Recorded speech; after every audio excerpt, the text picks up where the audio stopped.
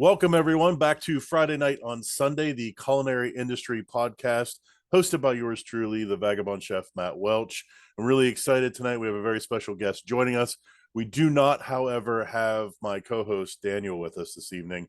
Unfortunately, even here in the podcast world, call-offs happen.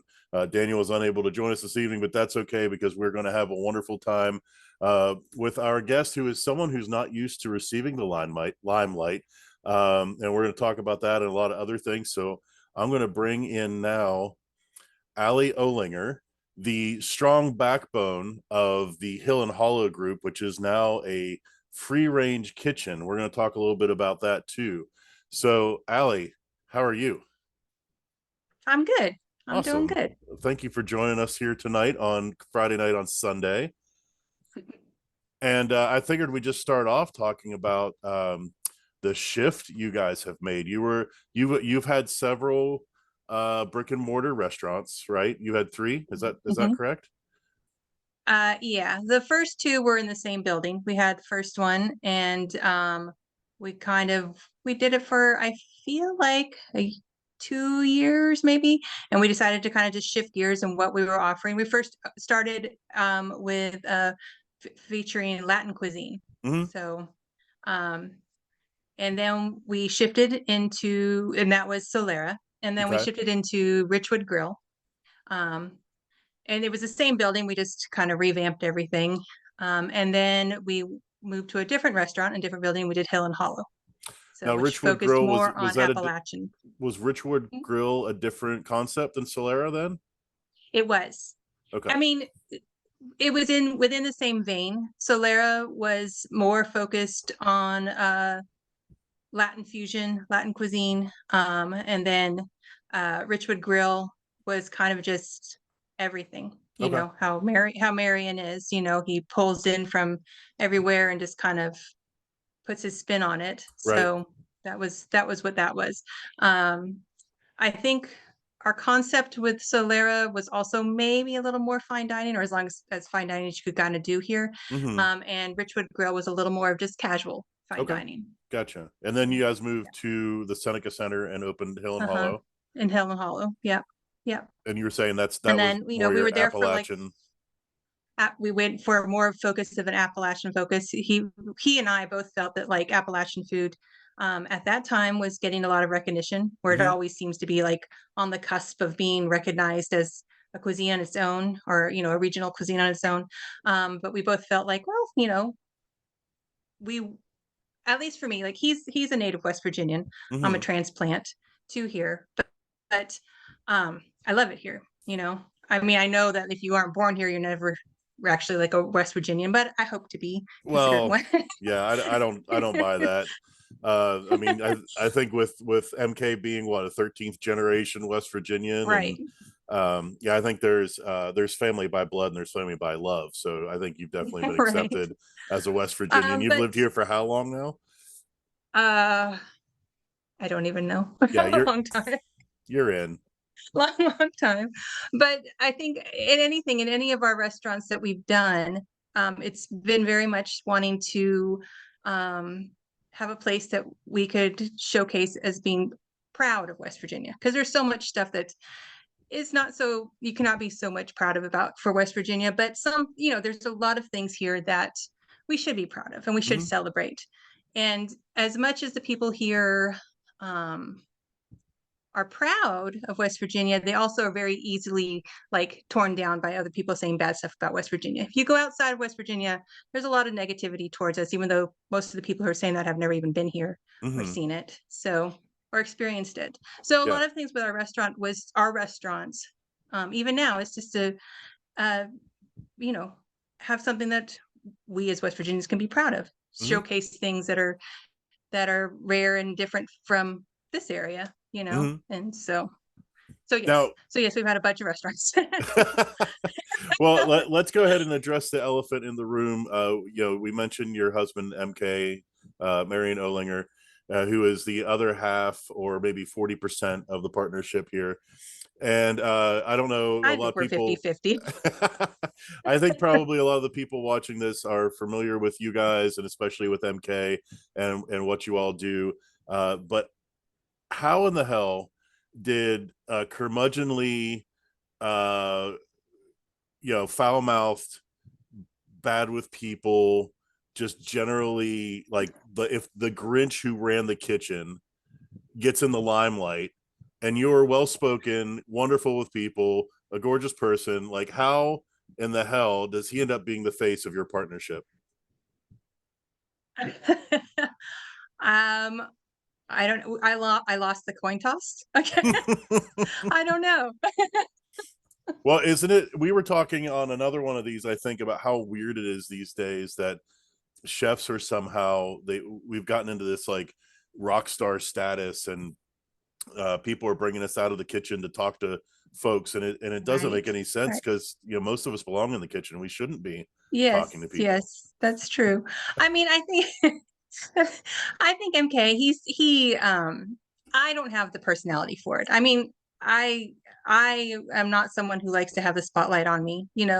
Um, and MK does. He Yeah. just naturally gravitates to being like, the face, the he's, in his bands, he's the lead singer. He's the Hmm. one that's the showman. He's putting on the show. And so I think it's just natural for him to be the one that comes forward and just talks. And not that he's ever said like, stay back, don't come out, because he's always trying to be like, come out, come out. And I'm always like, no, no, no, no, no. I'll just be back here doing my deal. That's funny. Well, and it's So good. That's what it's all about in any relationship, I think, whether it's in the kitchen or romantic or whatever else, is finding the ways to fit together and fill in each other's gaps and all that.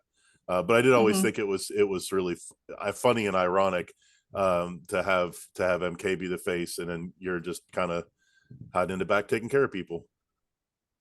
Yeah, but that's where I naturally gravitate towards. Yeah. I'm the one that wants to make sure that all the little things are covered. Hmm. He's the one that has the grandiose ideas, and he's the one who has the the guts to do it. I mean, a lot of the things that we've done and we've accomplished is him just pushing me, going, no, we got to do this, and me going, are you sure? I mean, I want to be back here in this little safety area, and you know I'm cool here. And he's like, no, he's the one that's the dreamer, that has the big plans. Yeah. And I'm the Yeah. one in the background going, hey, we can't afford that. you know?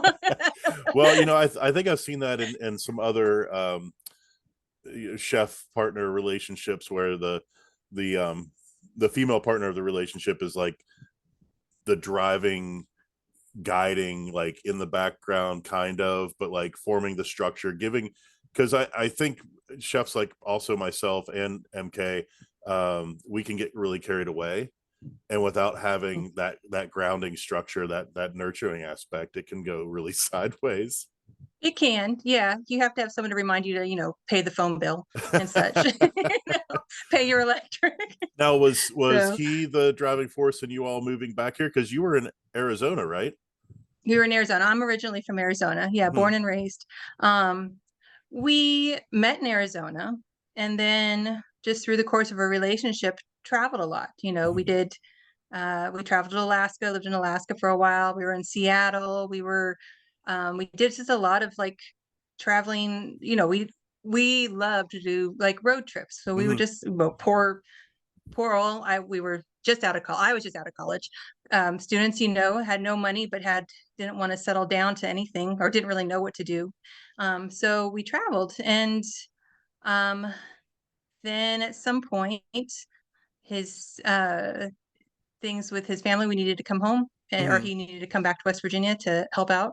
And um, I tagged along and just ended up falling in love with West Virginia. Yeah. So, and after we were here for a few years, and, things settled out, got taken care of with his family, he proposed like, hey, let's go out again. And I was like, you know what? I'm ready just like to put some roots down. I'm ready Hmm. to not be always traveling. I love to travel. Hmm. I mean, we've been to every state in the United States, just traveling back roads and um, enjoying it. But part of me was also like, I'd like to have like, I don't know, like a a chair, maybe a little coffee table next to it, someplace that I could like put my, that's Right. mine. Right. So I felt I was the one that was kind of like, stay here.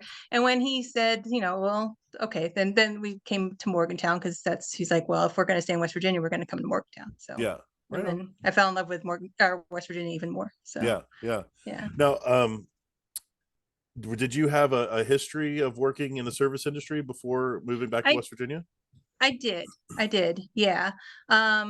When we went to Alaska, he had done a season in Alaska, and loved it and came back, and I hadn't gone with him that time.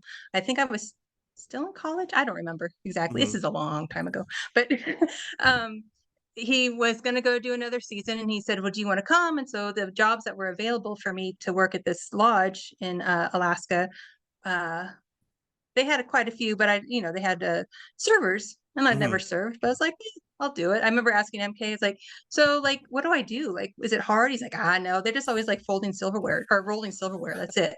Of course, chef, Right. Right. I don't know. They just hit me up for I don't know French what they do fries out all there. the They time. don't do anything. I don't It's know. fine. But so I went out and, started doing that and found out, and it was something that I really enjoyed. And then when we came back, it like just kind of fell in easily to get server jobs, and then work my way up to bartending. And, um, I mean, I have a degree in English, whatever you want to do with that, but, um, Same. and so, I found with the service industry, I enjoyed the camaraderie. Hmm. I liked the teamwork that goes with it, and part of me and part of my nature is like I like, creating a nice evening for people. Hmm. One of my favorite things with our restaurants was those nights where like it's busy, but the front of the house is good, the back of the house is good, and everybody's kind of just got that flow, and the music's going, and everybody's laughing, and you're creating a good memory for people. You're you're Yeah. you're creating a nice evening for people. And I know Yeah. that's not going to change the world, but I think it does in a little bit, puts out some good karma. Yeah. So, Yeah. I mean, we've talked so about this yes. before, but I've definitely had my rabble rousing activist days when I was younger, and I got to a point probably around my 30s where I realized, what the most revolutionary thing you can do is live a happy life, and if you do that, that can resonate out like ripples in a pond, and it can affect other people. And I Hmm. think what we do in the service industry is a lot like that too. Like, yeah, maybe it's not instantly changing the world, but you're hopefully you're turning someone's day around, or you're giving them something like a good memory to go back to. Or Yeah. but yeah, I think so. Yeah. I just always enjoyed, I mean, if you had a good, like if you had the good crew and everything, I just liked the feeling of camaraderie with it. Yeah. I mean, working restaurants, you meet some of the most intelligent people in the Yeah. world. These Hmm. people just have a lot of experience, life experience, but also like just education experience, just going through. And, I've always said the restaurant is like a sociologist's dream, like just to watch, just to watch human behavior, to study Yeah. human behavior. Oh, It's that's for sure. But whether it's staff or or customers, or yeah, your patrons. Yeah. yeah, for sure, Yeah. absolutely. Yeah, it Yeah. does tend to attract a lot of really interesting people. I mean, I've always talked about the island of misfit toys, but it's like, Hmm. a lot of fringe society type folks, people that maybe aren't necessarily accepted regularly. Um, and in the past, that's been a lot of drug stuff and Sure. criminal records Sure. and things like that. But none of that. It doesn't matter what But you what do. what occupation doesn't have that element to it? I Right. mean, that stuff's Well, everywhere, I think you what's great know? about the culinary industry is it doesn't matter what you've done. It matters what you can do. And when you're there, if you can execute and you can throw out Hmm. good plates and take care of your customers and do a Hmm. good job.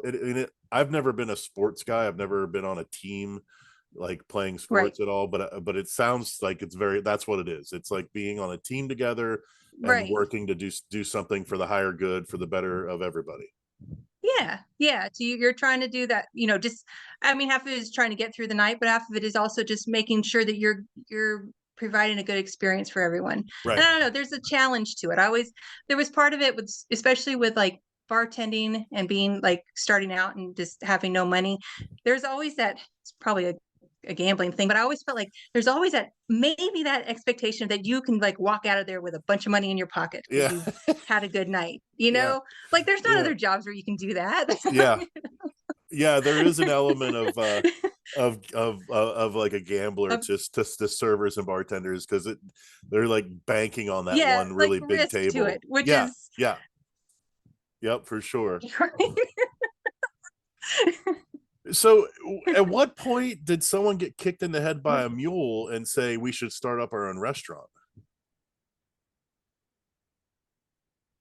Oh gosh. I don't know how that happened, honestly. I think it was like we came back to West Virginia, and MK just, he'd worked a couple places and he was just getting frustrated with the scene and frustrated with what was available there, and Yeah, frustrated with like working for someone else not being allowed to do what he wanted to do. And I was working office jobs, when we came back here. I was just doing office jobs. I wasn't working in the industry. And he kind of like brought up, he's like, maybe we could do this, like open up a restaurant. And me hating my job was like, heck yeah, let's do that. Why not? I mean, what do we have to lose? right, right. So, so yeah, we just kind of threw caution to the wind and just said, well, I mean, if we're going to do it, we're going to do it. So how, I don't know exactly how we did that, but we did it. And, Yeah. and it's What? And been, how long ago was it that you guys opened up Solera? How many years are you in now? that was, shoot, 2005 when we opened it. So 20 So years of owning, operating. yes. Yeah, Yeah. I'm Yeah. sure a lot of that blurs together. It does. I'm bad with dates. I can't remember, I can't remember those. You'd have to ask MK because he's the one that remembers. Like, I mean, I forget our anniversary every year. Like, I don't know. Like The restaurant's anniversary? our wedding anniversary. I can see him being doe-eyed about that, actually. Yeah. Yeah. He's way more he's way more romantic and everything than I am. He really is. That's really He's funny. So where were you guys at in your careers when you decided to introduce kids to the mix? Because that's a huge shift. It was a huge shift. We had Richwood Grill, and we were, I would say we were 4 or 5 years into it, and it was just booming. It was, we had found our niche. We were getting recognition. We had a great staff. We had just great people. And it wasn't like we were trying, it just happened Mhm. that I got pregnant. And so, we just kind of shifted around that. Yeah, Um, I mean, I think there's never like a perfect time to have a kid. sure. It just happens and you roll with it, Yeah, yeah, yeah. So, Yeah, um, I remember saying a lot, especially during the first 5 years of my place, like I could not do this if I had a family, and I couldn't have. I was, living in a piece of shit RV in my parents' side yard, and right. I was living in my office for a little while. It was super tough, and there's no Hmm. way I could have taken care of a family as part of that. But Yeah. fortunately, that it did happen. We weren't trying either, but Right. um and it was like, okay, the rubber needs to meet the fucking road now. Like this needs to make sense. Like we're not playing around Hmm. anymore. And I Hmm. think I think it was a good thing. I think it was kind of a kick in the ass for my career. Do you Yeah. resonate with that, Yeah. or?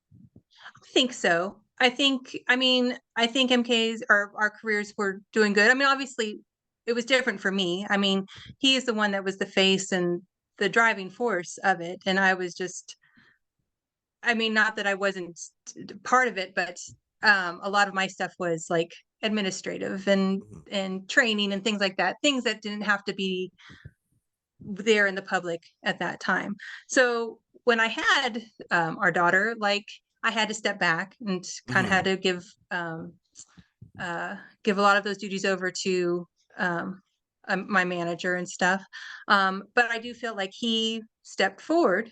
He really did. I've always said that, like, um, if we'd had children younger, that MK would not have been a good father. Like, he, as an older father, is a really good father. Hmm. But I think it's also because he got the chance to, like, explore and do all those fun things that you Right. do and not miss out on it. So, Right. but um yeah, I think with the kids, his drive towards things has gotten stronger. It's hard. Hmm. I mean, Hmm. it's hard to balance it. You don't want to. It's easy for the restaurant industry to just suck you in. Like, you can, especially if you are the owner, this, like, Hmm. um it's yours. It's your baby, and you are involved in every aspect of it, and there's no time off. Right. Like, you don't go home and just turn off and be like, I'm done for the day. Like, Right. there's always in your mind, oh, I got to get this done, and I got to do this, and I got to call this person, I got to email, like, it's always going. Right. And it's easy to just be sucked into that. And so it's hard to not forget about, like, that your kids, they only have their childhood for a little while. So Yeah, no doubt. you don't want to, like, put them on the back burner, because they're not going to wait there for you. Yeah. So you Yeah. have to make the time to give them a life, and not let the restaurant be your life and your kids, you know an incidental to that. So Yeah, yeah. I tried to find that work-life balance everybody talks about for a long time, for several years, and I think it's more of a melding the two in my experience than Hmm. it is shifting from one to the other. And I think you guys have done that too, because I know, I've seen the kids helping out, and now they help out a lot Yeah. with what you guys Yeah. are doing. And we can talk about that in a little bit. But like, we've talked before about how there's no daycare for people that work our schedules. Yeah, there's no nighttime daycare. I said that before. Like, it was it's for me, especially uh when the kids, before they got a little bit older, when they were young, and there's nights and times that you have to be there, Hmm. and there's no nighttime daycare, and nobody wants to come in and drop money on a expensive dinner with you holding a baby on your on Right. your hip. Right. So it was hard to try and find that balance. I mean, finding childcare in America is hard And expensive. everywhere. Yeah. It's expensive and it's tough, but it's also hard, especially if you're working evening jobs. Yeah. Like, it's not there, and our parents don't live near us. So it's just kind of, you figure it out, Yeah. you know, you figure it out, but it's hard. Yeah. So I'm happy now that my kids are older, that they're more independent. I don't have to worry about that kind of stuff anymore, but I'm sympathetic to it, because Right. it's a tough thing. Yeah. So let's talk a little bit about what you guys are doing now, because you walked away from the Seneca Center, what, 2 years ago? Yeah, 2 years ago.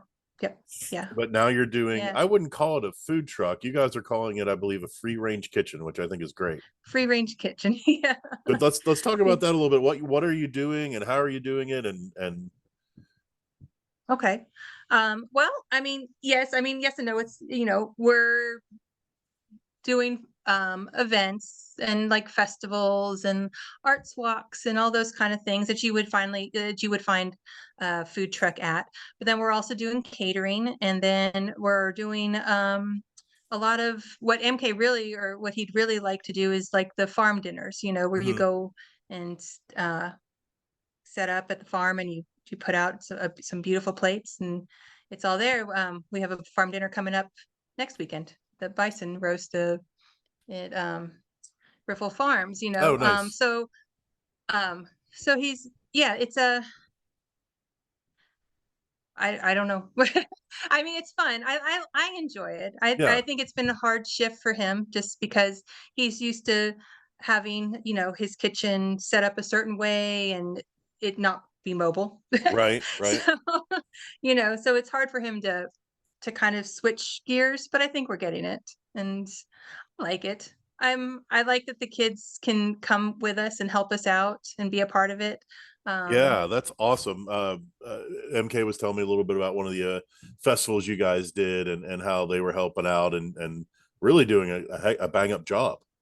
yeah, That's really yeah. cool. Our oldest is she's all about it. She enjoys. She helps.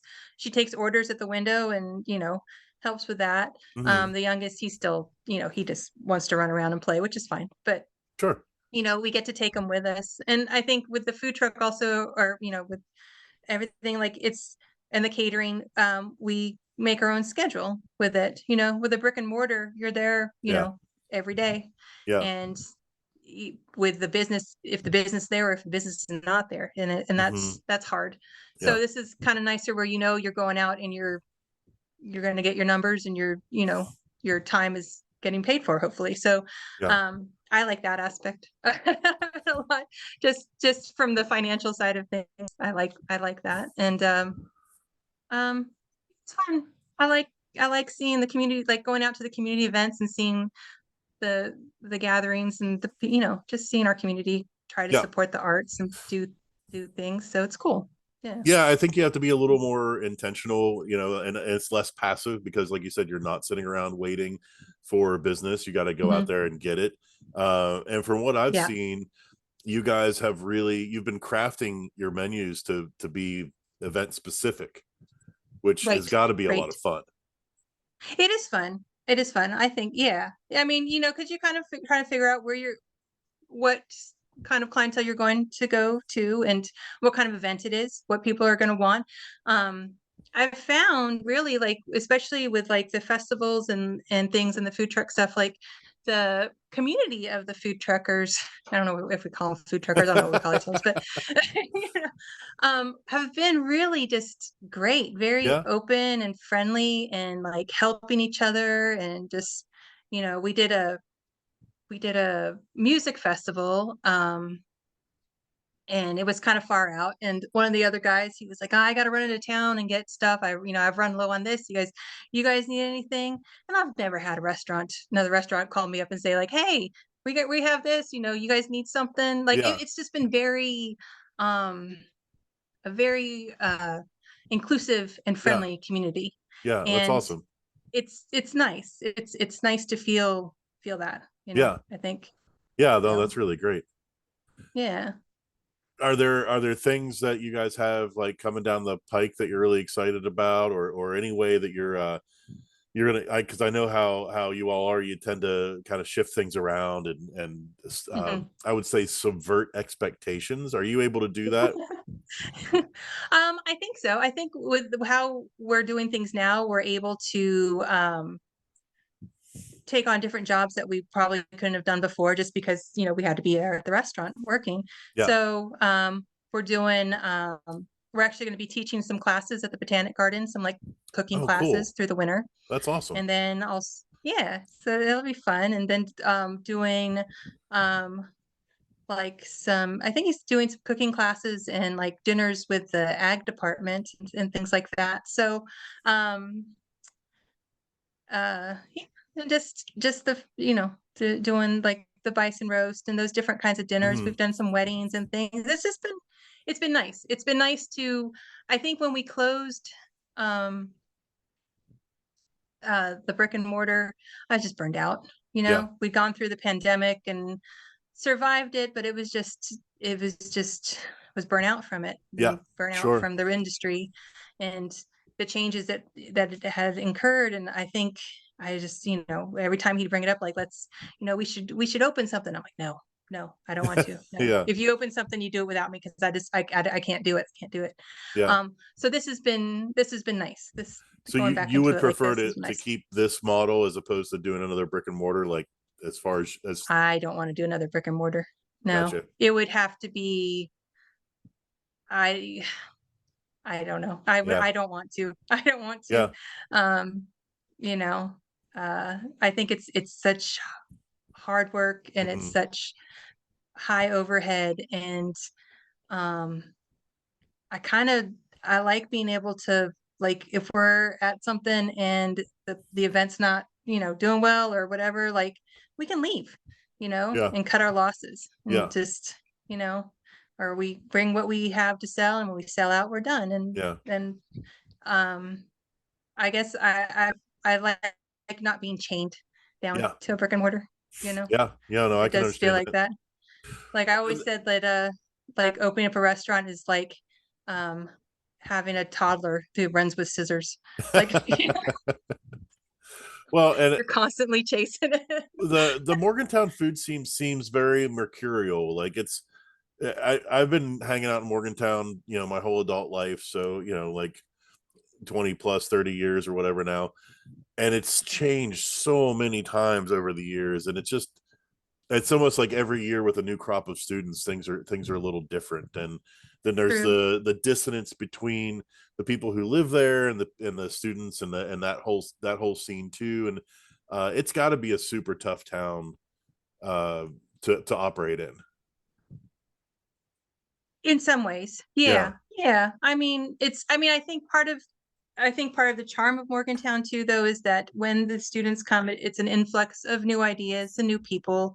So it does keep it like, I don't know, more alive here. It doesn't Keeps it fresh. stagnate, you know. Yeah. But there is a big difference between like the townies and, the rest, that like you want to try and find that middle ground where you can be appealing to everyone. Yeah. I think that's no matter where you are, you're trying to find that. Um, yeah, I don't know what the restaurant scene is in Morgantown anymore. It changes. It has changed. A lot of the old places are gone. They just Yeah. didn't survive like us. And Yeah. new places come in, but it's a lot of it is chains. And so I don't know. I There wouldn't. is a new crop of younger people coming through though that I think will bring more life to it. I think it'll I, change. I I wouldn't hope. say you guys didn't survive. You just went through a chrysalis and you came out as something different. Yeah, You, yeah, you just yeah. survived in a way, like, and I mean, the pandemic was the time. I think a lot of us, whether we were in restaurants or just normal lives, we were Mhm. forced to take a step back and be like, I don't really like where I'm at right now. And a lot of people were like, you Right, know what, this is fucked. I don't want to work this hard. I don't want it for not making any money. And no matter right. whether it was a restaurant or anything else. So I think that even before the pandemic, the restaurant industry needed to make a lot of changes. yeah. There's a lot of it that was not sustainable. Hmm. Just it was an old business model that just doesn't work anymore. So Yeah. it had to change. Yeah. And so, you know, I don't know how it's going to change. I'm not sure how it's morphing, but it will. It Yeah. does because it has to. Right. Right. People, if people don't want to work in them anymore, and there's a reason why. It's Yeah. not because they don't, are lazy or don't like the industry. There's a reason Hmm. that it's not happening anymore. So What do you we got think to that figure reason out. is? Um, a lot of it, I think, is just that it's a lot of work. It's a lot of physical work. It's mental Yeah. work too, but it's a Yeah. lot of physical work. And I can't speak for the back of the house, but I've been around the back of the house enough, and I'm, helping MK now, being I am sort of the back of the house, like Hmm. helping, like prepping and doing all these things for things. That's tough Yeah. labor, Yeah. especially on those big nights, on those slam nights where you're in there early and you're there late and you're just under a lot of stress and just churning it out. And Yeah. it's not easy. And it's not like you have to have some sort of intelligence to do it. You can't just come in and push a button. Like you Right. got to do it. Right. Um, and the wages don't reflect that, Yeah.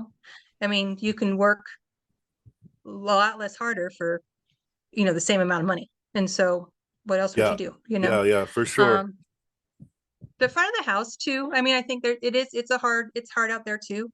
um you're dealing with the public, and you're having to juggle a million things. You're the go-between between the public and the back of the house. Right. You're doing all that stuff, So and it's a the wages bridge there too. between two diametrically opposed forces right It there. is. It is. There's a reason why the back of the house is the back of the house. Yes, there is.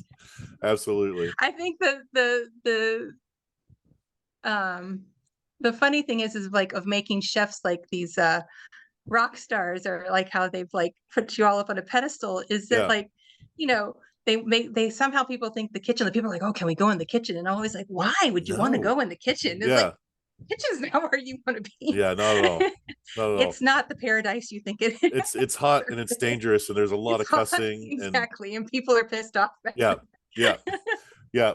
Yeah, they talk about the secret ingredient in food being love, and like, well, maybe if it's made by your mom, but in a commercial kitchen, it's hate. Your food is made with It's hate. hate.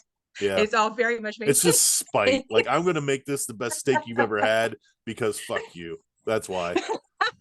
I mean, it's true. It's true It's very to a point. true. I mean, I'm joking, It's but very true. yeah, It's very true. And maybe that's maybe that's part of the thing with restaurants too, is like we've done such a good job of making it look magical and easy, for the patron, that they don't even realize how much work goes into it. yeah. So, it's Well, for that's them, that's it's the just they just double-edged keep asking sword for of more and more. And right. I think that's the double-edged you sword know of food media, for lack of a better way of, like food TV and all mhm, this stuff. Like, sure, now we're rock stars, whatever that's worth.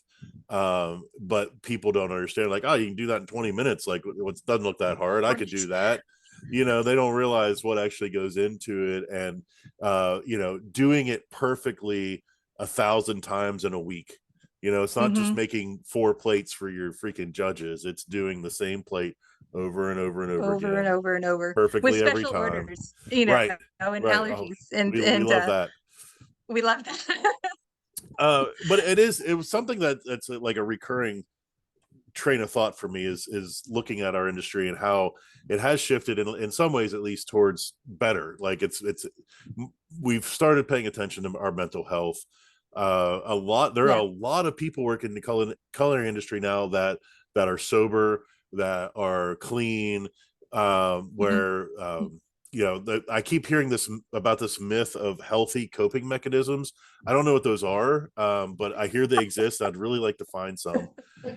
And it's just, there has been a shift to get better, but all that stuff costs money. Mhm. I Mhm. think in a way, like, not screaming at my staff and throwing plates, that doesn't cost me any money. uh but it takes time and training to get them to do the right thing, even without the threat of imminent danger. Sure, sure. uh Yeah. so it's interesting to see that shift. Yes. Yes. I mean, yeah, the industry does attract a certain amount of addiction to it, Hmm. you know, because you are under high stress for many hours. And when that stress leaves and you've got all that adrenaline running through you, Right. you just try to keep that, it's Yep. hard to just turn it off. It's Right. hard for you to, like, at the end of the night, especially like a really good night, to just go home and, Right. you Yeah, know, turn on some TV. watch Like, what do you TV or know? whatever, like you can't just, Yeah. just turn it off. I mean, but I do think that, we have lost a lot of people to those addictions Yeah, for too, sure. that it's an industry that fuels that. And, it's an industry where, like, you're selling, you're selling a good time, Yeah. and it's hard not to get caught up on that good time, Yep. you know? That's So, also true. Yeah. um but I do think, I hope that, that people can get healthier within the industry. I mean, I think you can be straight edge and still be cool. Absolutely. And I think what we're seeing is a split, and we're getting more on the opposite sides of the spectrum, Mhm. where things are getting more artisanal, for lack of a better word, a little more intentional, more focused, and then they're going the opposite direction, and it's freezer to fryer, absolute garbage. Right. um Right. Right. and it's those absolute garbage places that they go above and beyond and bend over backwards to give the customers whatever they want, and that Yeah. they ruin it for the Yeah. rest of us, because Yeah. Yeah. we're writing They've a trained menu. Yeah. they've trained the customers to just expect everything. Right. And yeah, and it's not, you can't do that. And Yeah. there's different reasons to go out and dine. I mean, you can be going out because you're hungry. You can be going out for that experience. Mm. You could not have a choice. You could just be, I need to eat, and there's nowhere to eat, so I'm gonna drive through here.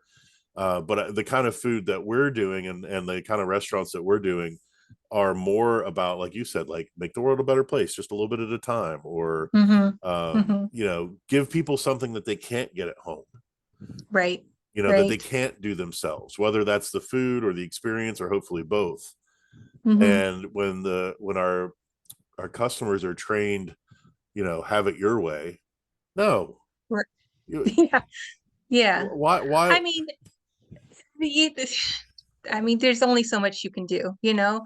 I would have servers, um, you know, I had this really great server, and he really just loved, like, he wanted everybody to have you know, like when someone gave him a bad review or sent something back, like he took it personally. Yeah, And he had a table that just didn't like it. They didn't like the experience. They didn't like any of the food. They didn't like our signature drinks. They didn't like anything. And he was upset. And I was like, you know what?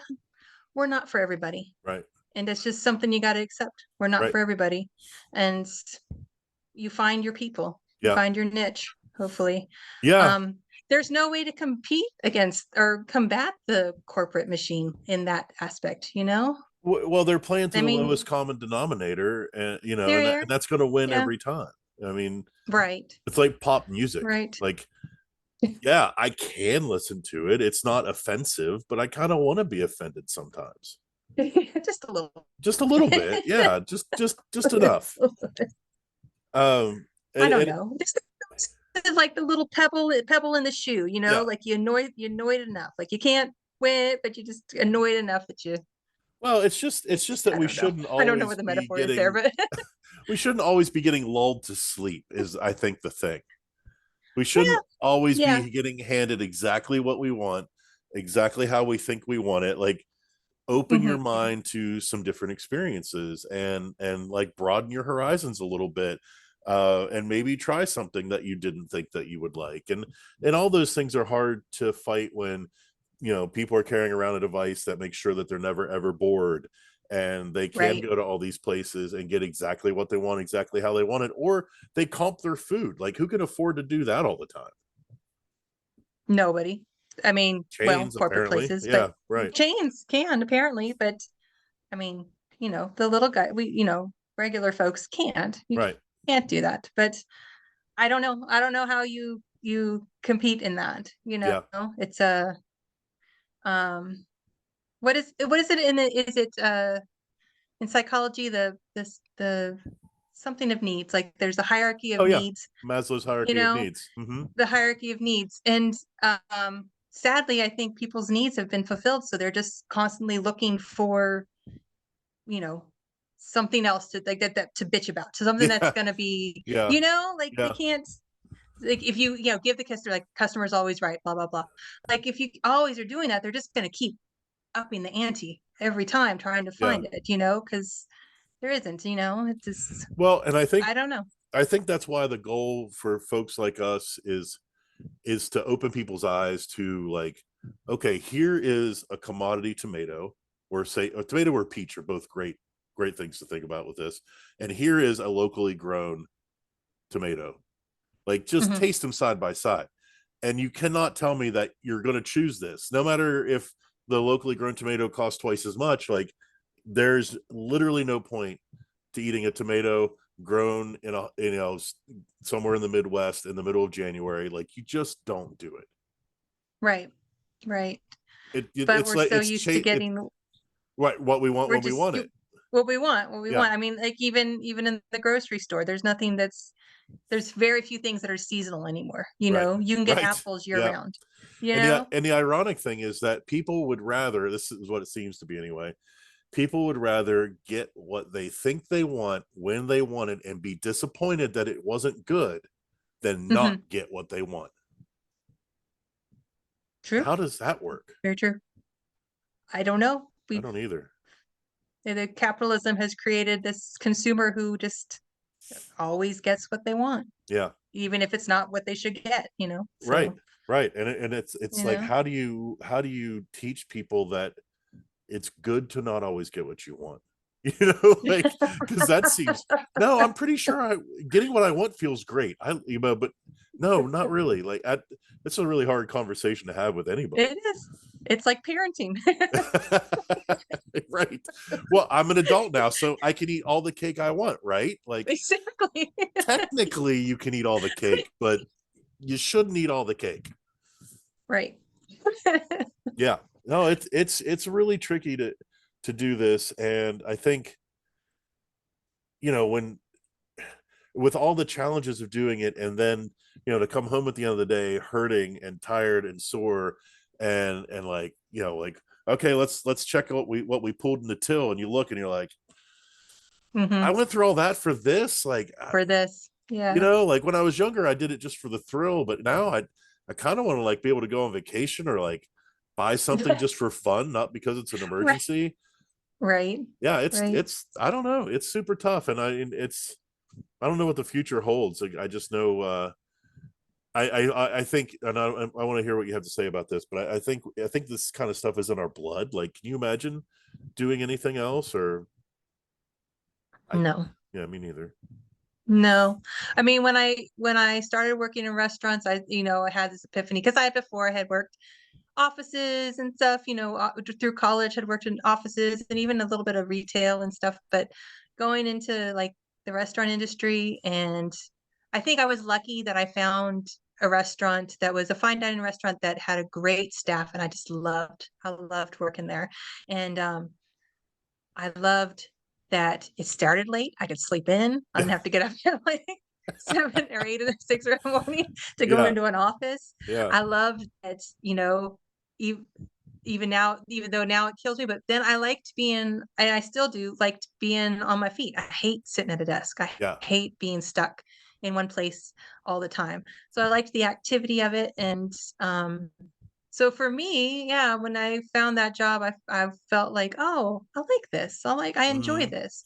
And I can't really figure out another place or another thing that would do that. I've tried, over the years to be like, okay, I'm done. I gotta get like a straight job, and I don't last long at them because yeah, I hate being tied to a desk. yeah, So yeah. I totally get yeah. that.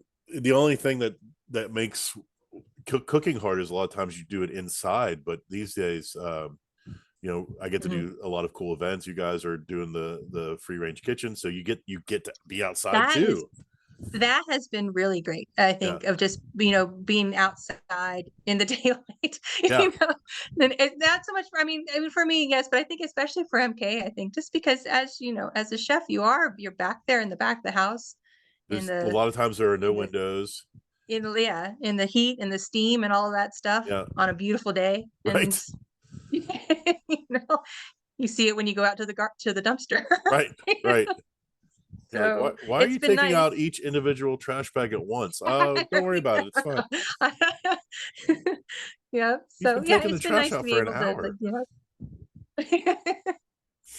but yeah, I mean, uh, there are downsides to the industry, but I mean, I don't know that I would do something else, you Yeah, know. We've been our own bosses for so long that it's really hard for me to imagine working for somebody else. yeah. And we've worked together for so long that um not in our personal lives, but on our professional lives, we're weirdly codependent. So I don't like working with anybody else but him, Yeah. it's Well, that's awesome. I don't know that I could work for 20 some years with the same person no matter who they were. we've been lucky in that. Like, it's in work has always been a uh common denominator with us. So we both are hard workers. I appreciate very much that he's, you know, farm kid. He worked all the time and he always works, even on his days off. Like even to the point where I'm like, you need to lay down. Yeah.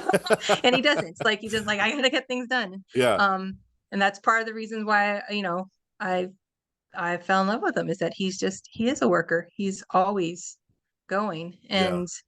Um and we've just been lucky that it has worked.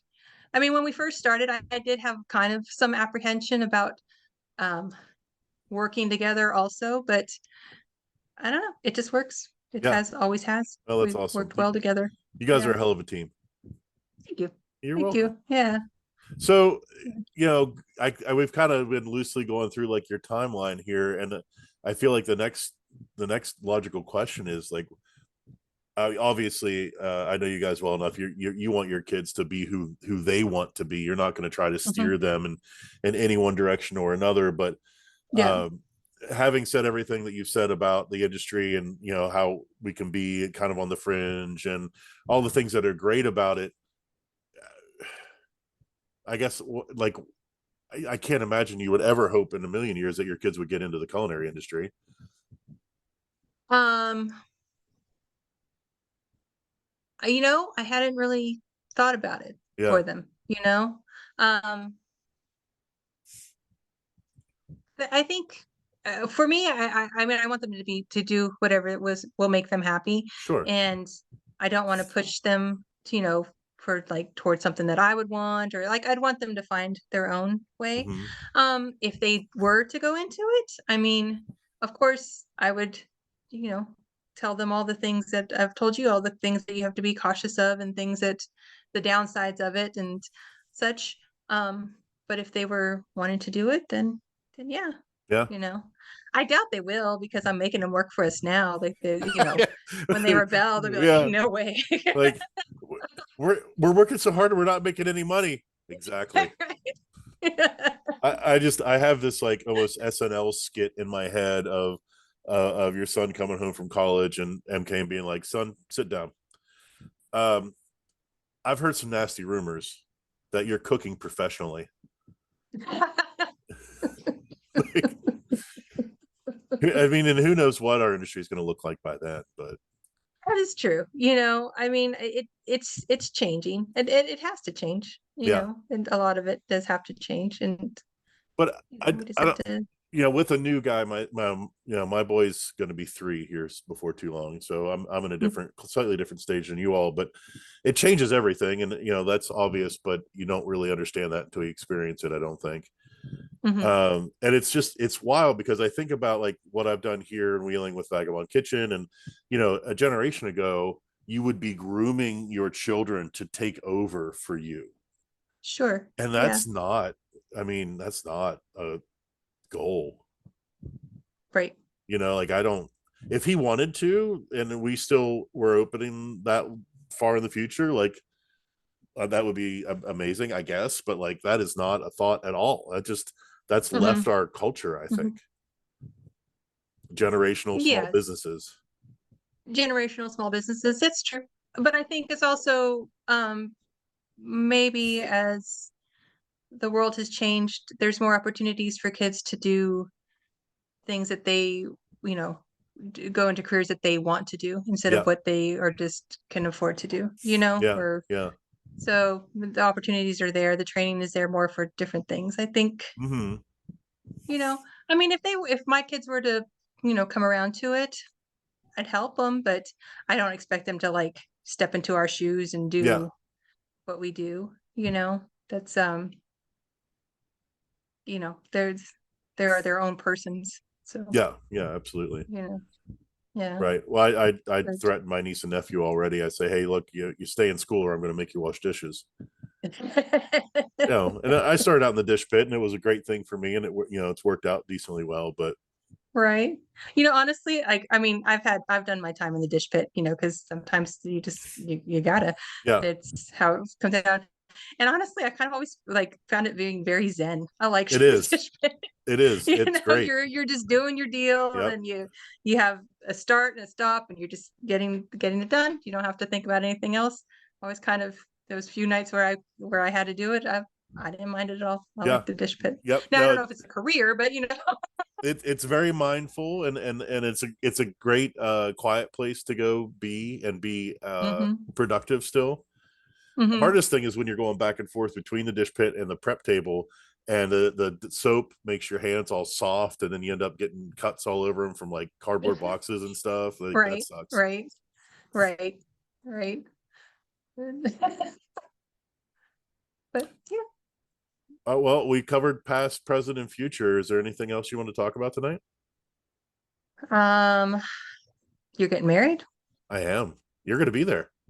I'm gonna be there. Yeah, Yeah. I'll be there to celebrate with you. That's Yeah. exciting. I had to check the calendar earlier because you mentioned the buffalo roast, and I was like, or the bison roast. I'm Mhm. like, I'm going to be there. I think. I'm like, oh yeah, okay, cool. We got this. I was given a Yeah. pass because I've wanted to come help out for years, and it's never worked out. But it's the weekend Well, that's exciting. before. I didn't realize you were coming. Yeah, it's the So weekend it's before the good. wedding. But I'm going to come down on Saturday, help with prep, execution, and then we talked about camping out that night or something, hanging out. Okay. So Yeah. No, it's always a fun time. But this is gonna be our third year, fourth year. When yes, I think it might be fourth. I think it might be our fourth year doing it. Um, yeah, It's a beautiful farm. And yeah, it's gorgeous. It's fun. It's always a yeah, fun event. yeah. So We were down yeah. there to visit for